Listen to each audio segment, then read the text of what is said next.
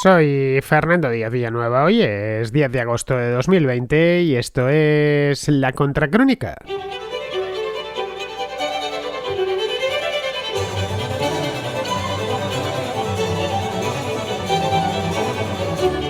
El martes pasado, a media tarde, eso de las 6 de la tarde aproximadamente, una explosión fortísima en un almacén del puerto de Beirut causó más de 150 muertos, hasta la fecha que podrían ser algunos más y unos 6.000 heridos. Dejó además a unas 300.000 personas sin hogar. La explosión fue tan violenta que provocó que se formase un cráter, ojo, de profundidad, un cráter de 43 metros de profundidad que, por supuesto, al ser en el puerto, quedó completamente inundado por las aguas del mar. La explosión fue muy grande y arrasó con todo en un radio de aproximadamente 1 kilómetro a la redonda. Pero vamos, se dejó sentir, por supuesto, en toda la ciudad, en buena parte del Líbano, y hasta se llegó a sentir en la isla de Chipre, que está en el mar, en el Mediterráneo, a unos 200 kilómetros de distancia. Debido a la proliferación de teléfonos con cámaras de alta definición, además, pues todos hemos tenido ocasión de ver esta explosión con detalle, y además desde distintos puntos de vista. En el momento de la explosión se había declarado un aparatoso incendio en el almacén de Marras que luego ya volaría por los aires unos minutos más tarde. Esto ocasionó que muchos beiruteses estuviesen en ese momento el incendio, ocasionó que estuviesen muchos con el teléfono encendido, grabando el incendio, básicamente. Para algunos fue de hecho lo último que grabaron en su vida, porque la onda expansiva, que fue bestial, claro, les provocó la muerte. La causa de la explosión fue, al parecer, la combustión accidental de 2.700 toneladas de nitrato de amonio, que es un compuesto químico muy explosivo, que se almacenaban en el puerto desde hace ya unos cuantos años, casi 7 años, y que estaban a cargo del gobierno. En fin, esto viene a ser algo así como el último clavo en el ataúd del sistema político libanés y especialmente del gobierno actual. La situación política allí era ya muy complicada antes de este accidente y ahora mismo se ha puesto al rojo vivo.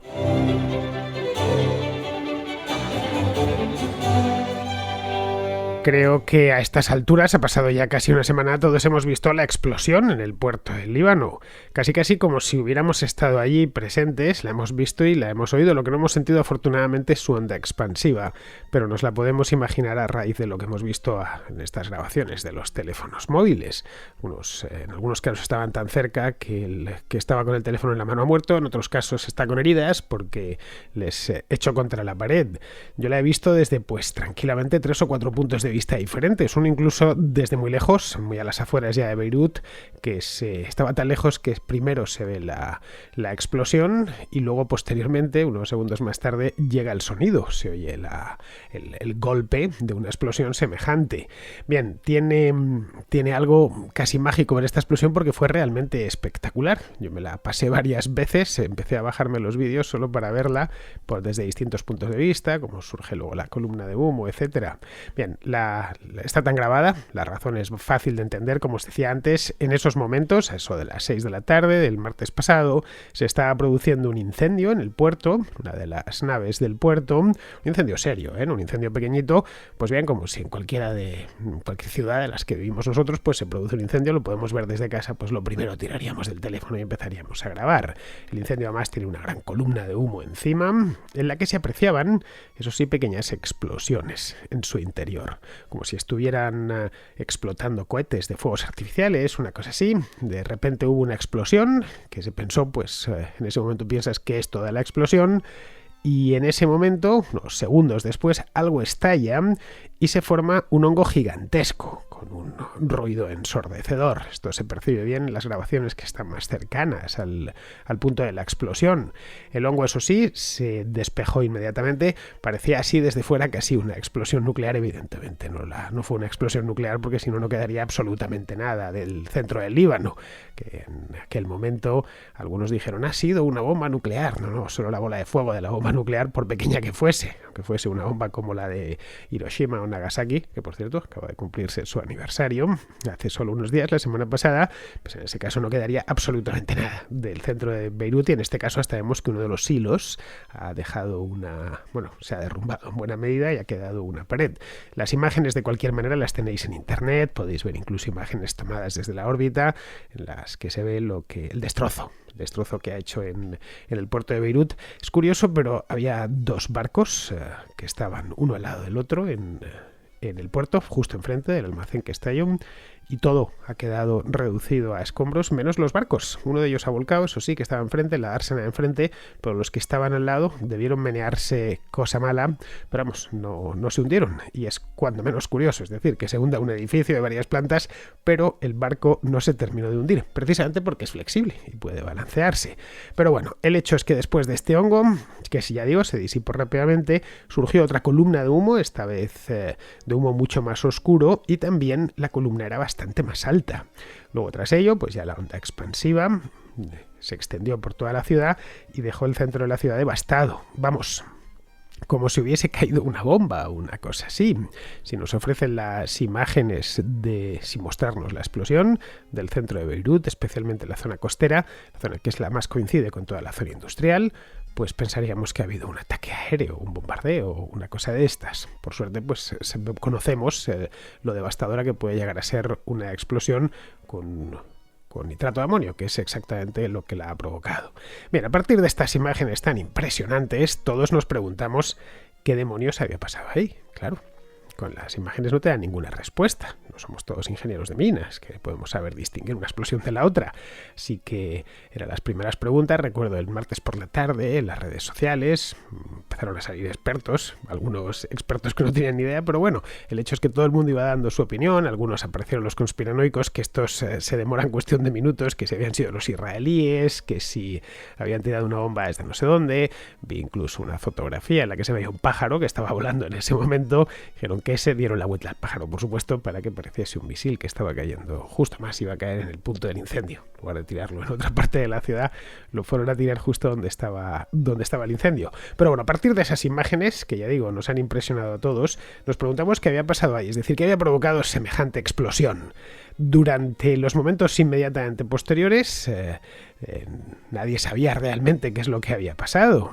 Se nos dijo al principio, fue las primeras informaciones, que era un almacén de fuegos artificiales. Algo que, bueno, de vez en cuando, por desgracia, pues los almacenes no tienen cuidado y explota un almacén de fuegos artificiales con todos los explosivos dentro. Pero claro, esto cada vez que sucede no provoca una explosión semejante ni una devastación tan absoluta a su alrededor. Bien, poco después el gobierno libanés informó que lo que había estallado en la nave número 12 del puerto era un cargamento de 2.700 toneladas de nitrato de amonio, 2.750 exactamente. ¿Cuánto tiempo llevaba el nitrato de amonio ahí? O mejor dicho, ¿qué pintaba el nitrato de amonio ahí? Pues llevaba mucho tiempo, no pintaba nada, estaba pues prácticamente abandonado, lo habían dejado allí, llevaba ya algo más de 6 años, y bien, podría haber llevado allí 20 años más si no llega a pasar esto, pues porque el gobierno no daba, ni la autoridad del puerto, ni el gobierno, ni el alcalde de Beirut, nadie parecía importarle que hubiese una sustancia semejante en el mismo centro de la ciudad. El nitrato de amonio es un compuesto químico muy explosivo que se emplea pues para fabricar municiones, es una de sus funciones, pero también para fabricar fertilizantes.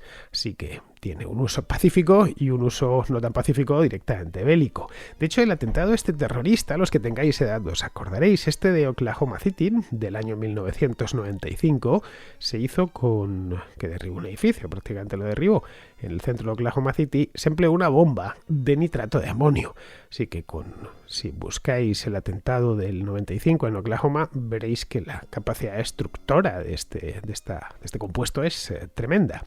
Bien, pues resuelto lo que había ocasionado esto, que fue una cosa bastante rápida, apenas unas horas, cuando ya nos dijeron que había sido el nitrato de amonio maldito pues decir, resuelto el qué, faltaba el por qué.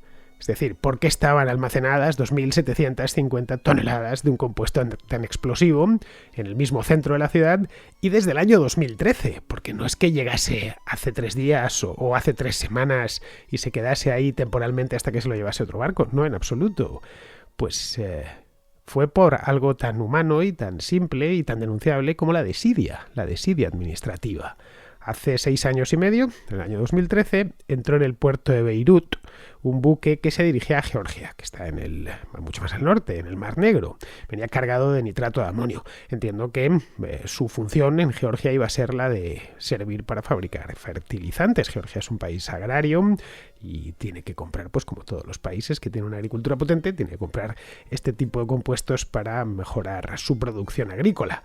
Bien, al parecer este barco entró en Beirut, no iba dirigido ahí, entró porque tenía problemas mecánicos, por lo que hizo escala en la capital del Líbano para solucionarlos. Pero sucedió entonces que el armador del buque se desentendió por completo del barco. Estas cosas suceden a veces. Siempre pensamos, los barcos no se abandonan. No, se abandonan continuamente. Igual que se abandonan los automóviles, también se abandonan los barcos. En los puertos, en cualquier puerto grande, andan siempre de una manera u otra lidiando con un armador que ha dejado un barco abandonado y no sabe muy bien qué hacer con él. Terminan con los años subastándolo, etc. En este caso, el armador se desentendió de este buque y de la carga. Y se quedó ahí, sin más ni más.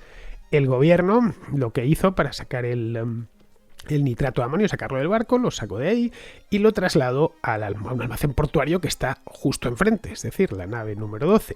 Y ahí se quedó. Esa carga, evidentemente, pues podrían haberla vendido, de la misma manera que cuando cualquier armador abandona un barco en un puerto al cabo de unos años, pues ese barco pasa a las autoridades y las autoridades lo subastan, pues esto podría haberla vendido o haberse deshecho de ella de forma segura. Pero vamos, la realidad es que nadie se preocupó por este asunto en todos estos años, y el resultado lo tenemos a la vista: 3.000 heridos, 150 muertos y todo el país, es decir, todo el Líbano, en jaque.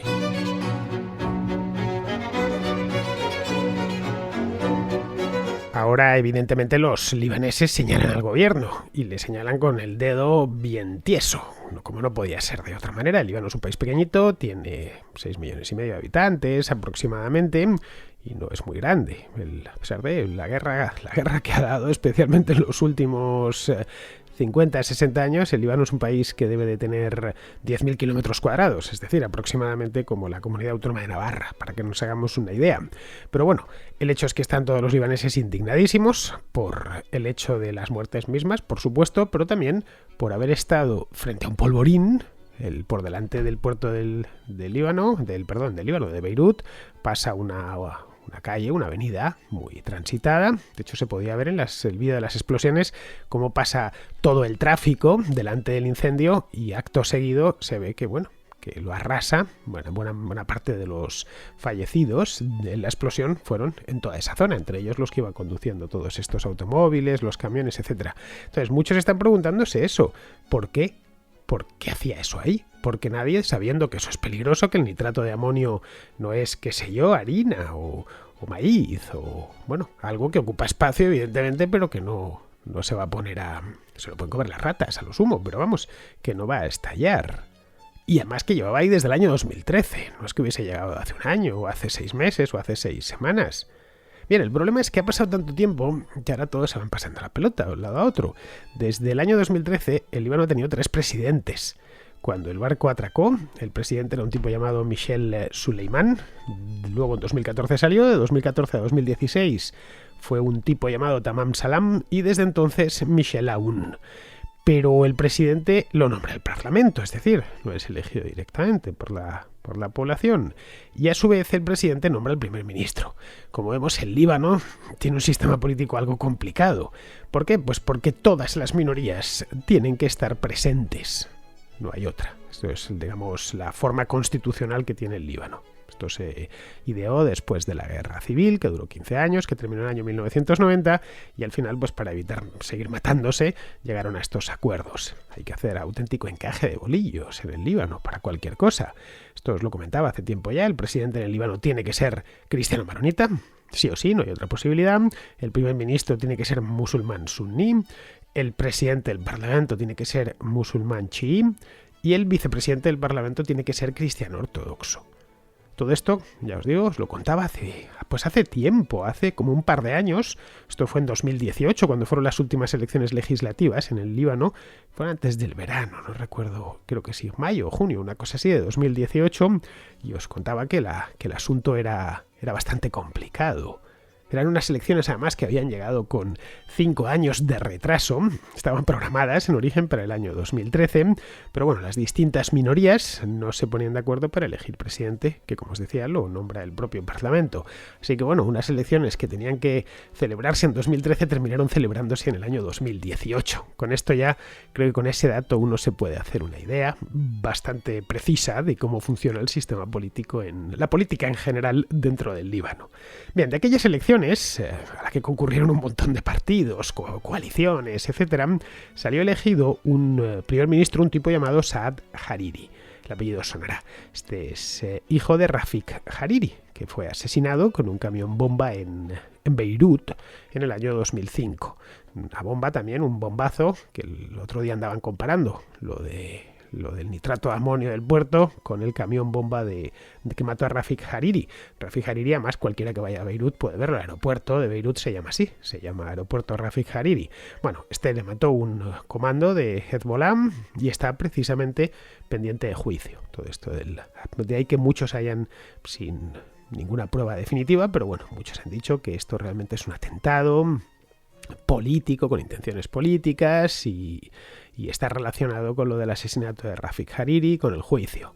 Bien, el hecho, y volviendo al momento presente, porque esto de Hariri sucedió en el año 2005, es decir, hace 15 años ya, Saad Hariri, el hijo, dimitió hace unos meses, a finales de enero, tras una ola de manifestaciones en las que le acusaban de corrupto a él y a su gobierno en general. A lo largo del año 2019 hubo muchísimas manifestaciones en el Líbano, hubo un montón de protestas populares y demás.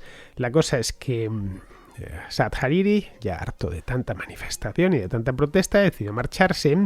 Y le sucedió un tipo después de unas negociaciones larguísimas, porque este se fue, pero como no había nadie que le quisiese suceder, pues tuvieron que llegar. Es decir, una vez había dimitido, esta de las cosas curiosas del Líbano, en cualquier otra parte del mundo uno dimite y dimite, recoge sus cosas y se va. Pues no, dimitió, pero aún pasaron meses hasta que terminó saliendo del Palacio Presidencial porque no tenían, bueno, el presidencial, que era el primer ministro, el presidente, pues no tenían sustituto. Bien, al final fue elegido sustituto después de unos arreglos parlamentarios, un tipo llamado Hassan Diab, que era el ministro de Educación de Hariri, que nada más llegar, estoy hablando a finales de enero, pues se encuentra de golpe con la crisis del COVID. Esto le ha pasado a algunos que acaban de llegar al gobierno. Un ejemplo, pues en Hispanoamérica tenemos el caso de Lacalle en Uruguay, que fue tomar posesión y automáticamente ¡zas!, la crisis del COVID. Le ha pasado algo parecido, que ha tenido algo más de tiempo, no mucho más, eso sí, el presidente de Argentina, Fernández, porque lo mismo, toma posesión y se encuentra de golpe con esto. Otra cosa ya es que unos lo están gestionando mejor que otros. Pero bueno, el caso de Diab fue uno de estos premiers recién llegados al poder que se encuentran de cabeza con la crisis sanitaria y luego posteriormente la crisis económica. Pero es que en el Líbano la crisis económica era previa, ya estaba ahí. De hecho, una de las primeras cosas que tuvo que hacer Diab, nada más llegar al poder, a la oficina del primer ministro, fue declarar la suspensión de pagos. Esto lo hizo en el mes de marzo, cuando ya había empezado toda la crisis del coronavirus. Aquello evidentemente pues reencendió de nuevo las protestas, porque la bancarrota vino acompañada de lo que suelen venir las suspensiones de pagos, las quiebras soberanas, es decir, de inflación, que por cierto se ha disparado una bestialidad en el Líbano a lo largo de este año. Está echando un vistazo al histórico de inflación en el Líbano y bueno, me he quedado un tanto alucinado. En julio del año pasado estaba en el 1,5% la inflación. Bien, hoy está por encima del 90%. Y claro, con la inflación pues ha llegado todos los males que suelen ir aparejados a este. La depreciación de la libra libanesa, cuyo cambio ha pasado pues de 1.600 libras por euro, que estaba a mediados de mayo, a las 1.800 libras por euro, que está actualmente. Y todo indica que la cosa va a ir a peor. Un país, como os decía, pequeño, que tiene que importar prácticamente todo, pues tener una relación con el euro y con el dólar tan mala le hipoteca el futuro. Evidentemente, junto a esto, el PIB se ha desplomado porque la bancarrota de marzo, bueno, evidentemente no quedaba otra. Fue una bancarrota pequeña, dijo que no podía pagar 1.200 millones de dólares. Pues esto ha convertido al Líbano en un apestado en el mercado internacional. El gobierno de Diab en aquel momento pidió ayuda al Fondo Monetario Internacional, pero claro, estamos hablando de la plenitud de confinamientos y finales de marzo, principios de abril, cuando pues el mundo estaba en otras cosas. La cuestión es que no han llegado todavía a un acuerdo. Por lo demás, el sistema bancario del país es insolvente y además carece por completo de liquidez. Bien, todo esto es lo que estaba sucediendo en el Líbano antes de la explosión. Como veis, había mucho más. Esto no ha pasado en un país que funciona todo perfectamente, que tiene reservas, que su primer ministro y su presidente son populares, que las cosas económicas marchan bien, en absoluto. En el país había algo más que nitrato de amonio en un almacén portuario. Esto es una de las cosas que a poco que se escarbe en esta historia del Líbano es lo primero que se ve. El primer ministro, es decir, Diab, ha anunciado que solicitará al Parlamento, ya veremos qué saldrá de ahí, elecciones legislativas este mismo año. Yo ha dicho que en un par de meses quiere hacer elecciones legislativas. Tardaron casi 10 años en hacer las anteriores, pues así que ya veremos cuánto tardan en hacer estas. Lo ha pedido ahora más con lo de la explosión, claro, pues para acometer la reconstrucción del país, salir del estado de quiebra, pero la realidad es que nadie ha dimitido de su gobierno. Es decir, ha dicho que va a buscar elecciones, pero nada más. No ha empezado dimitiendo él mismo y que venga otro porque esto ya no hay quien lo aguante. Bueno, ha dimitido una ministra, la ministra de Información y nada más. Al resto, pues la verdad es que parece que esto ni les va ni les viene. Leyendo la prensa del lugar, etcétera, pues la verdad es que no parece que a la política en el Líbano le haya interpelado lo más mínimo. Los libaneses yo creo que con eso ya han aprendido a convivir. Es decir, que descuentan que los partidos están manejados por élites corruptas y endogámicas que patrimonializan el Estado y que se los reparten como si fuese una tarta, en función del poder y del presupuesto que toca a cada minoría religiosa. Es curioso lo del Líbano, como os contaba en aquel programa, porque es un país que lingüísticamente está unificado, todos hablan árabe levantino, la variedad del árabe que se habla allí, pero como tienen distintas religiones, pues han tenido que crear este sistema de pesos y contrapesos tan complicado. Es justo lo contrario de lo que sucede en otros lugares del mundo, donde lo que separa a la gente es la lengua, pues en este caso es la religión. Bien, la cuestión es que el Parlamento del Líbano es una jaula de grillos, es como os decía, un país pequeño de solo 6,5 millones de habitantes, pero tiene infinidad de partidos. Sus 128 escaños se los reparten entre 18 partidos distintos, más luego decenas de independientes, que están encuadrados en 10 coaliciones. El partido más fuerte de todos, que es el Movimiento Patriótico, tiene solo 18 escaños de 128, es decir, tiene solo el 14%. Todo, evidentemente, pues pasa por algo tan atomizado, todo pasa por apaños bajo la mesa y acuerdos secretos. Eso, como es evidente, funciona cuando hay dinero para pagarlo. Ahora, no queda mucho en la caja, no queda nada en la caja, así que la explosión del puerto podría terminar ocasionando otro tipo de explosión, esta vez una explosión en política. En fin, esperemos que la cosa no vaya más allá.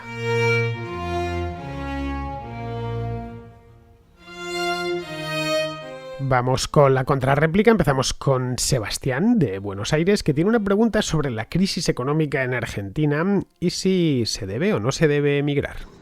Bueno, primero permitime felicitarte por el excelente programa que llevas adelante y felicitar, si es que vale de algo mi felicitación, a tus contraescuchas por el nivel y la profundidad de sus reflexiones.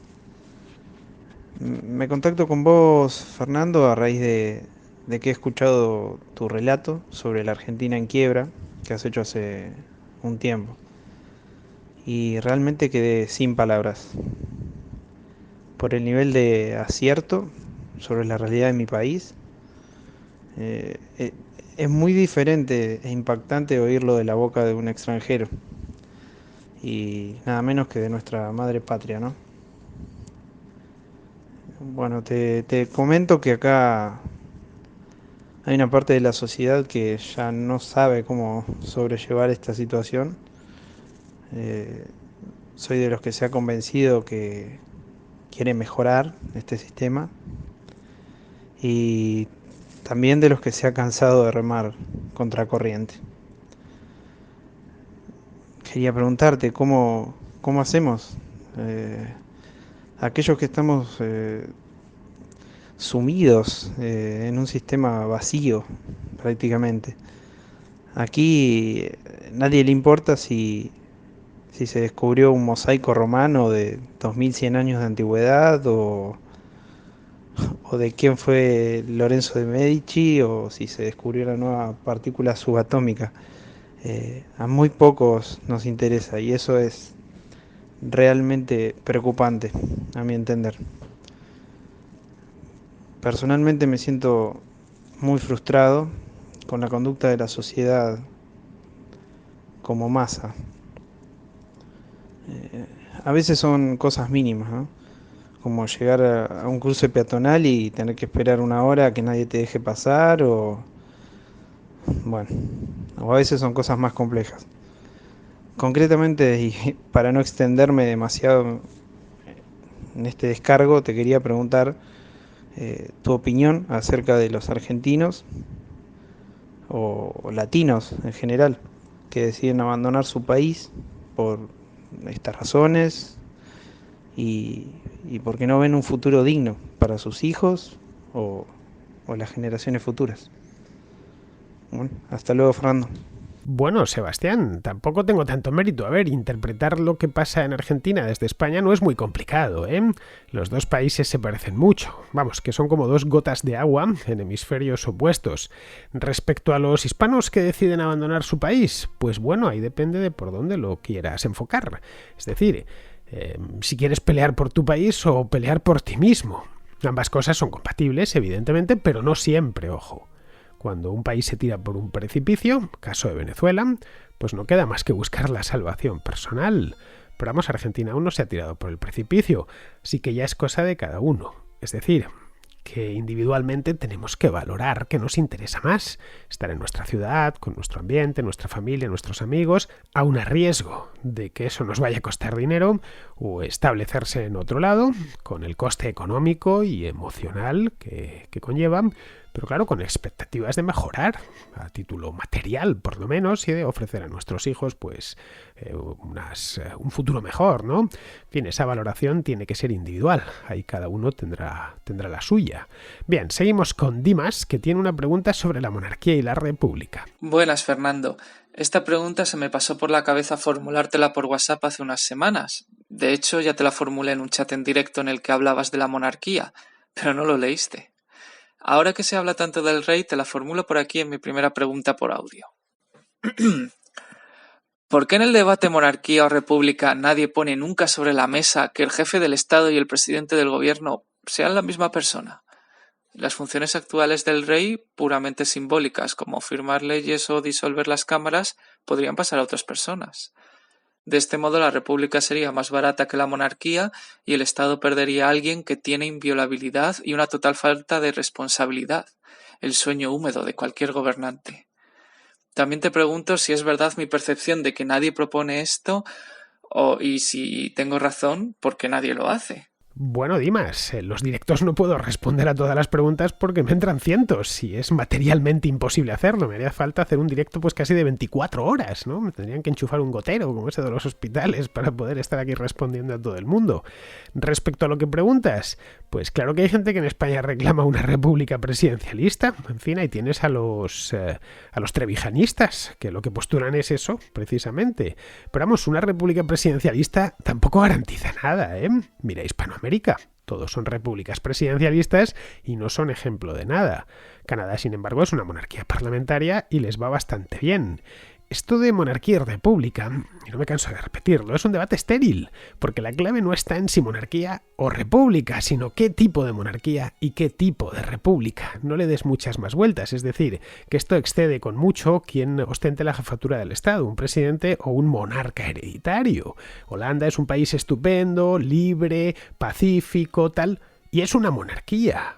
Venezuela es una república presidencialista y es un lugar no solo al que nadie va, por supuesto, sino que los que están allí se marchan cuanto antes. Así que, como ves, es una afición hispana esta de perderse en categorías y perderse en debates bizantinos sobre cosas absurdas que los anglosajones no tienen. Quizá por eso les marcha tan bien a muchos de sus países.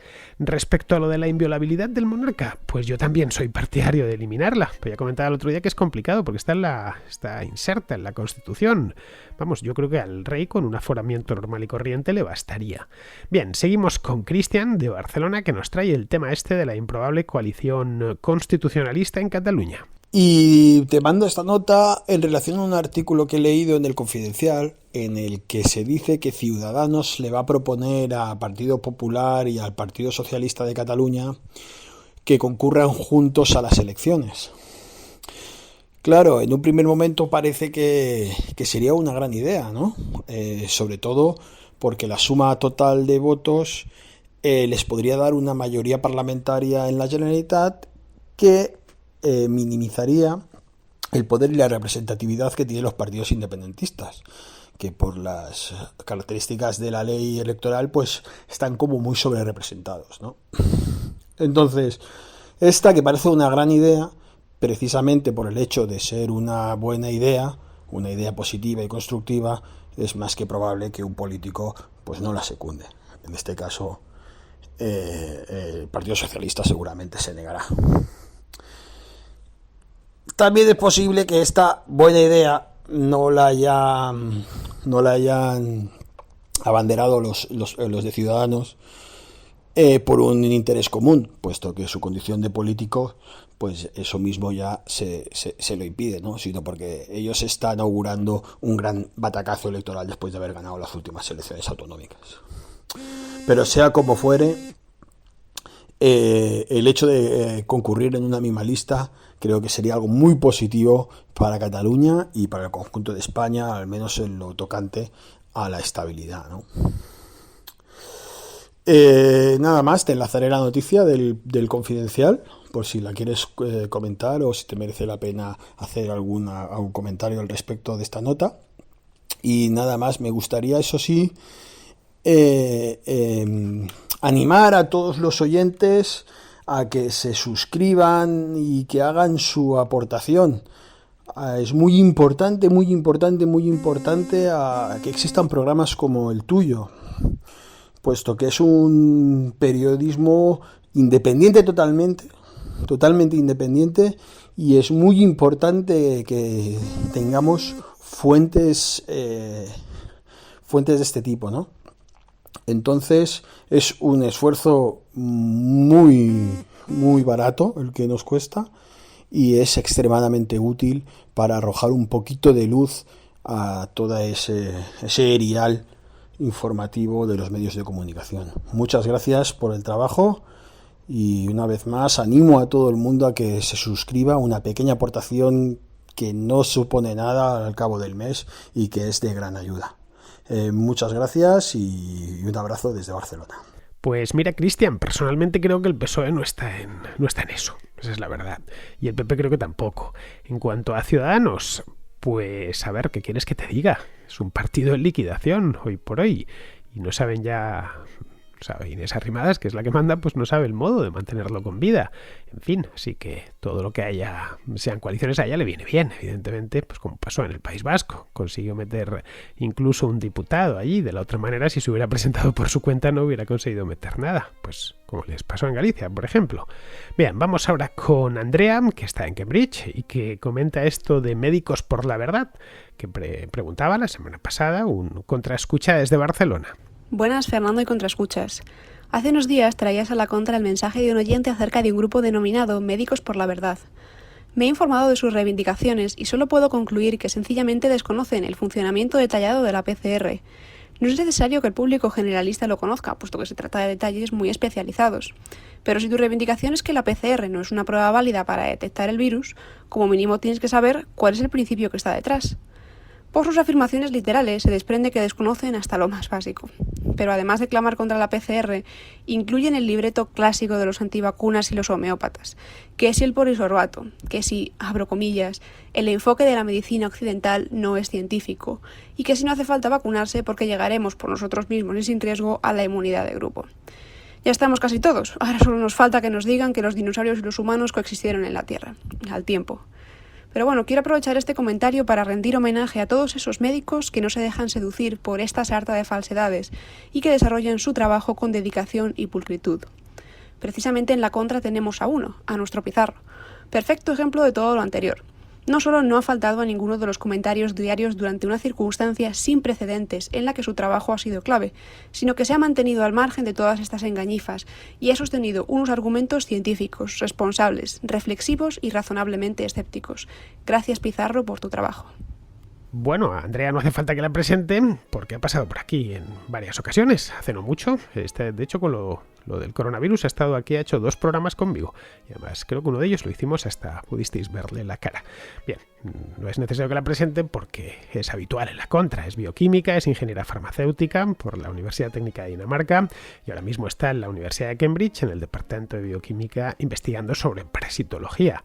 Vamos, que cuando habla de esto lo hace con autoridad, como cuando Alberto Garín nos cuenta cosas sobre historia del arte o sobre arqueología, o cuando Pizarro nos regala su píldora diaria. A ver, La Contra es un espacio radiofónico ilustrado para gente ilustrada. Eso significa que la charlatanería, el activismo, la pseudociencia y las patrañas no tienen cabida aquí, hay otros lugares, este no. Opiniones tenemos todos, eso es indiscutible. Lo difícil es tener opiniones bien fundamentadas y debidamente razonadas. Todo lo que pase por ahí entra en este programa, lo que no, se queda fuera. Y no hay mucho más que decir. Por eso, cuando me estáis pidiendo que si hable de ciertas cosas sobre el coronavirus, no puedo hablar de algo que directamente es enloquecido y que no se sustenta sobre nada razonable. Bien, pues vamos a ir terminando ya. Vamos con Pizarro, que nos habla del aumento en el precio del oro. La pandemia trae muerte, enfermedad, miedo y miseria. La muerte no tiene arreglo, así que se trata de aplicarse en que sean las menos posibles. La enfermedad se puede curar con medios. El miedo provoca bloqueo, huida y violencia, pero el tiempo lo aplaca. Y la miseria se contrarresta con sacrificio y creación de valor, de riqueza. O se tapa con dinero de baja calidad. Dinero legítimo, legal, de confianza menguante y depósito de un valor futuro incierto. Esta es la salida política al asunto, y es por ello que el oro, que como dinero resulta engorroso, ahora resulta atractivo como depósito de valor fiable. Oscuros nubarrones suben el oro a las nubes. Un cordial saludo de Pizarro. Pues hasta aquí hemos llegado, queridos amigos, en esta segunda semana de agosto. Estamos ya a día 10, nos queda bastante por delante todavía, afortunadamente, porque a mí el mes de agosto me gusta mucho. Me gusta el verano en general, pero el mes de agosto más que el de julio porque es algo menos caluroso. Y además Madrid se queda vacía. Y esto, como decía aquel, Madrid en verano, con dinero y sin familia, Baden-Baden. Así que, pues ahora mismo estoy, que lo sepáis, en Baden-Baden, pero eso sí, mucho más grande. Muy bien, pues con esto, queridos amigos, me despido de vosotros. Hasta mañana.